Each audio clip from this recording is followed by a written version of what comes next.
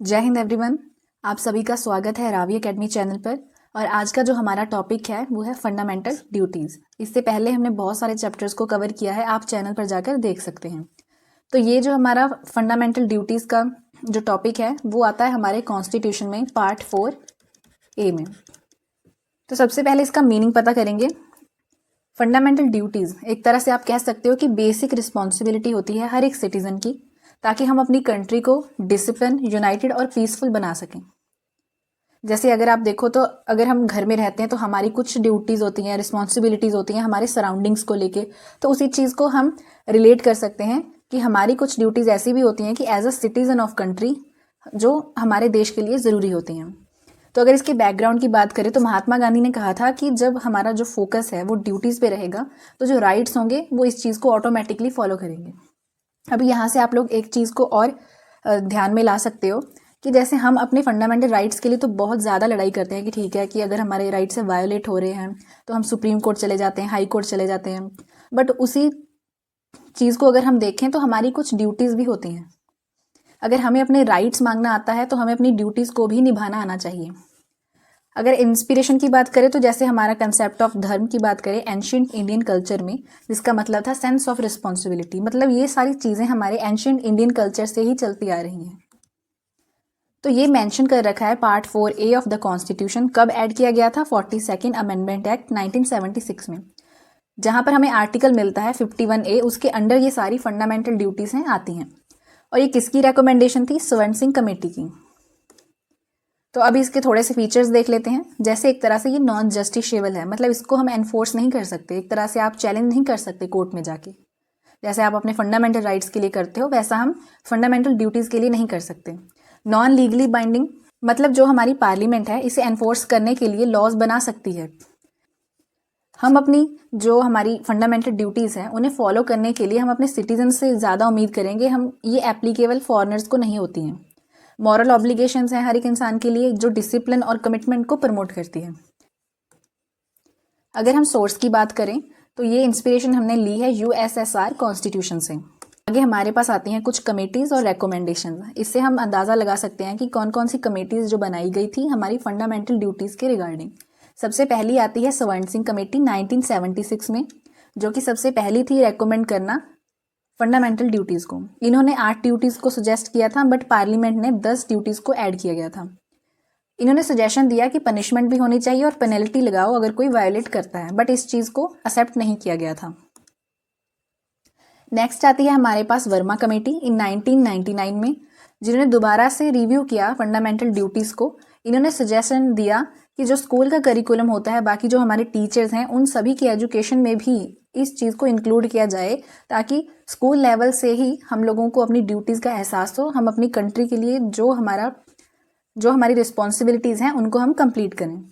इन्होंने कुछ ऐसे लॉज बताए जो सपोर्ट करते थे ड्यूटीज़ को। इसको आपको एज इट इज़ ही याद करना पड़ेगा।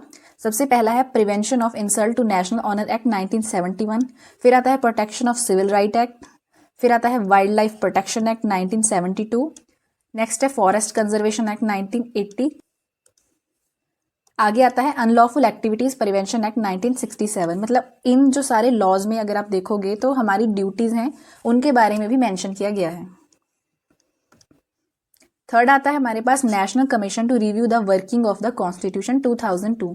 इन्होंने कुछ रिकमेंडेशंस दी कि नई ड्यूटीज़ को ऐड किया जाए, जैसे टैक्स पे करना, वोट करना, फोस्टर फैमिली वैल्यूज़, या फिर ड्यूटी है इंडस्ट्रीज़ की कि एजुकेट करे अपने एम्प्लॉयज़ के चिल्ड्रन को। बट ये सिर्फ रिकमेंडेशंस ही थी, इनको अप्लाई नहीं किया गया। अभी एक क्वेश्चन और आता है कि इन फंडामेंटल ड्यूटीज़ को ऐड क्यों किया गया था। तो 1976 से पहले हमारे कॉन्स्टिट्यूशन सिर्फ एफआर्स और डीपीएसपीज की ही बात करता है, हमारे सिटीजन्स की ड्यूटीज़ क्या हैं उसके बारे में नहीं। तो जब इंदिरा गांधी जी की गवर्नमेंट थी उस टाइम पे स्वर्ण सिंह कमेटी बनाई जाती है ताकि कुछ चेंजेस कॉन्स्टिट्यूशन में सुजेस्ट किए जा सकें। ये ईयर वाइज थोड़ी सी समरी है, आप देख सकते हो। 1949 में जब हमारे ओरिजिनल कॉन्स्टिट्यूशन की बात होती है तो उसमें सिर्फ हमें एफआर्स और डीपीएसपीज मिलते हैं, ड्यूटीज़ को इंक्लूड नहीं किया गया था। फिर आता है 1976, जहाँ पर 42nd अमेंडमेंट एक्ट आता है, इमरजेंसी पीरियड, और इंदिरा गांधी की उस टाइम पे गवर्नमेंट होती है और रिकमेंडेशन होती है स्वर्ण सिंह कमेटी की, जहाँ पर ऐड किया जाता है पार्ट 4A को, इंट्रोड्यूस किया जाता है नया आर्टिकल जो कि है 51A। उसके अंडर अगर हम देखते हैं तो 10 फंडामेंटल ड्यूटीज़ हमें मिलती हैं। फिर 2002 में क्या आता है, 86 अमेंडमेंट की जाती है, जहाँ पर एक ड्यूटी को और ऐड किया जाता है जो होती है पेरेंट्स और गार्डियन, जिनकी एक तरह से रिस्पॉन्सिबिलिटी है, ड्यूटी है एजुकेशन प्रोवाइड करना बच्चों को जिनकी एज 6 से 14 ईयर के बीच आती है। नेक्स्ट हमारे पास है हमारी फंडामेंटल ड्यूटीज़ जो कि हमारे आर्टिकल 51A के अंडर आती हैं। तो एक एक करके इसको देखते हैं। सबसे पहली है to abide by the constitution and respect its ideals. जैसे अगर आप देखोगे कि हमारे जो कॉन्स्टिट्यूशन को लेके जब बाकी हमारी नेशनल ऑनर की चीज़ें हैं, जैसे नेशनल फ्लैग हो गया, नेशनल एंथम हो गया, इन सभी को एक तरह से रिस्पेक्ट देना और प्रोटेक्ट करना ये हमारी ड्यूटी है। हम इनको कभी भी डिफेम नहीं कर सकते। बट इसमें एक चीज़ और ऐड है कि इसमें नेशनल सॉन्ग को इंक्लूड नहीं किया गया, तो ये आपको याद रखना है। सेकंड हमारे पास आता है to cherish and follow the noble ideals, जिन्होंने हमें इंस्पायर किया हमारे नेशनल फ्रीडम स्ट्रगल के लिए। उन चीज़ों को फॉलो करते रहना और आगे बढ़ावा देना नोबल आइडियल्स को। थर्ड आता है to uphold and protect the sovereignty, unity and integrity of India. हमारे जो इंडिया की एक तरह से यूनिटी है उसको प्रॉपर बनाए रखना, ये भी हमारी जिम्मेवारी है। आगे है to defend the country and render national service when called upon. अपनी कंट्री को हर वक्त डिफेंड करना और कभी अगर लगे कि नेशनल सर्विस में हमारी ज़रूरत है तो अपने देश के लिए ज़रूर खड़े होना। नेक्स्ट हमारे पास आता है to promote harmony and spirit of common brotherhood. यहाँ पर ब्रदरहुड की बात की गई है, चाहे हम किसी भी रिलीजन से आते हों, कोई लिंग्विस्टिक हमारा जो बैकग्राउंड रहा हो, या फिर कितनी भी रीजनल डाइवर्सिटीज़ हों। और दूसरा इसमें लिखा गया है कि उन प्रैक्टिसेस को हमें रिनाउंस करना है जो विमेन की रिस्पेक्ट के खिलाफ है, जो इनको डेरोगेटरी दिखाती है। नेक्स्ट आता है to value and preserve the rich heritage of our composite culture. हमारे देश में बहुत सारे कल्चर्स के लोग रहते हैं, सभी का अलग अलग डायलेक्ट होता है, लैंग्वेजेस का फ़र्क है, तो उन सभी सारी चीज़ों को एक तरह से प्रिजर्व करके रखना, ये भी हमारी एक तरह से ड्यूटी है। फिर आता है to protect and improve the natural environment. अपने एनवायरनमेंट को, अपने सराउंडिंग्स को प्रोटेक्ट करना, जैसे हमारे पास फॉरेस्ट हो गए, lakes, rivers and wildlife, इन सभी को एक तरह से प्रोटेक्ट करना। तो इसमें आता है to develop scientific temper, humanism, spirit of inquiry and reform. Logically सोचना, क्वेश्चंस पूछना और जो ब्लाइंड बिलीव्स हैं उनको अवॉइड करना। आगे हमारे पास to safeguard public property and abjure violence.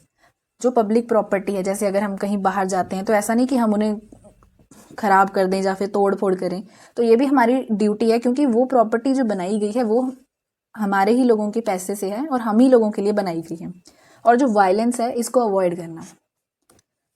Next आता है to strive for excellence in all spheres of individual and collective activity.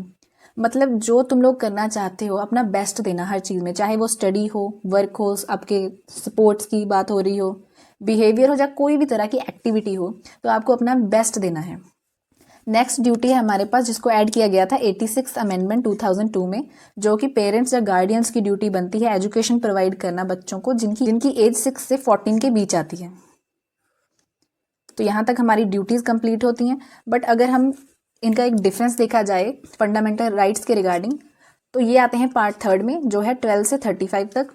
Fundamental duties आती हैं हमारी आर्टिकल 51A, जो कि है पार्ट 4A के अंडर। सोर्स लिया गया था USA कॉन्स्टिट्यूशन से, ये आते हैं हमारी USSR कॉन्स्टिट्यूशन से।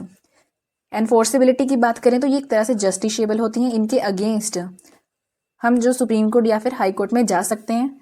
फंडामेंटल ड्यूटीज़ हमारी नॉन जस्टिशिएबल होती हैं। तो नेक्स्ट है हमारे पास कि फंडामेंटल राइट्स के रिगार्डिंग कौन अप्लाई कर सकता है, जैसे सिटीजन्स हो गए या फिर हमारे फॉरेनर्स हो गए, तो ये लोग अप्लाई कर सकते हैं। बट अगर फंडामेंटल ड्यूटीज़ की बात है तो ये जो बात आती है वो सिटीजन्स पे ही आती है। हम यहाँ पर आके फॉरेनर्स को नहीं कह सकते कि तुम लोगों की फंडामेंटल ड्यूटी है। नेचर देखा जाए तो ये एक तरह से लीगल है, और यहाँ पर आता है मॉरल नेचर, मतलब हमें मॉरली हमारी कुछ रिस्पॉन्सिबिलिटीज़ होती है जिनको हमें कंप्लीट करना होता है। रिस्पॉन्सिबिलिटी ये आती है स्टेट पे एफर्ट्स के रिगार्डिंग, जो फंडामेंटल ड्यूटीज़ की है वो आती है सिटीजन्स पे। रिलेशन की बात करें तो फंडामेंटल राइट्स और ड्यूटीज़ ये दोनों ही कॉम्प्लीमेंट्री होते हैं। मतलब अगर हम ड्यूटीज़ फॉलो करेंगे तो हमारे राइट्स हैं वही ऑटोमेटिकली फॉलो होते हैं। अगर हमें राइट्स की बात करनी है तो हमें अपनी ड्यूटीज़ भी प्रॉपर प्रोवाइड करनी होगी। तो यहाँ पर एक केस की जजमेंट दे रखी है जो कि आई थी 1992 में। यहाँ पर क्या बताया गया था कि जो ड्यूटीज़ हैं वो रीजनेबलनेस ऑफ लॉज को इंटरप्रेट करने के लिए यूज़ की जाती हैं, इनके रिगार्डिंग कोई भी रिट इशू नहीं की जाएगी हम जो ड्यूटीज़ हैं उनको इन्फोर्स कर रहे हैं। और सिर्फ जो सिटीजन्स होते हैं उन्हीं की रिस्पॉन्सिबिलिटी है अपने देश के लिए फंडामेंटल ड्यूटीज़ को प्रॉपर तरीके से मैनेज करना। आगे अगर इम्पोर्टेंस की बात करें तो ये एक तरह से डिसिप्लिन को प्रमोट करती हैं और ये डेमोक्रेटिक वैल्यूज़ और हमारी जो यूनिटी है इंडिया की उसको एक तरह से मजबूत बनाती हैं। और जो हमारे राइट्स हैं वो भी हमारी रिस्पॉन्सिबिलिटी के साथ ही कॉम्प्लीमेंट्री चलते हैं। नेक्स्ट आ गया हमारे पास ये ट्रिक बनाई गई थी कि कॉन्स्टिट्यूशन इज़ ग्रेट। कॉन्स्टिट्यूशन से ही सबसे पहले जैसे हम सी से कॉन्स्टिट्यूशन ले सकते हैं कि रिस्पेक्ट करना चाहिए, ओ मतलब अवर आइडियल्स, जैसे फ्रीडम स्ट्रगल की बात हो रही है। आगे है नेशनल यूनिटी एंड सोवरेनिटी, फिर सर्विस टू नेशन जैसे डिफेंड करना, तो आप इसको ऐसे याद कर सकते हो। टी से टॉलरेंस हो गया, हारमनी, विमेंस डिग्निटी की बात हो रही है। ये ट्रिक आप खुद कवर कर लेना। तो यहीं पर हमारा जो चैप्टर है वो ख़त्म होता है। अगर वीडियो अच्छी लगी हो तो आप लाइक करें और सब्सक्राइब ज़रूर करें चैनल को, ताकि हम जो हमारे इंपॉर्टेंट एग्ज़ाम्स हैं हम उन पे और फोकस कर सकें। And thanks for watching.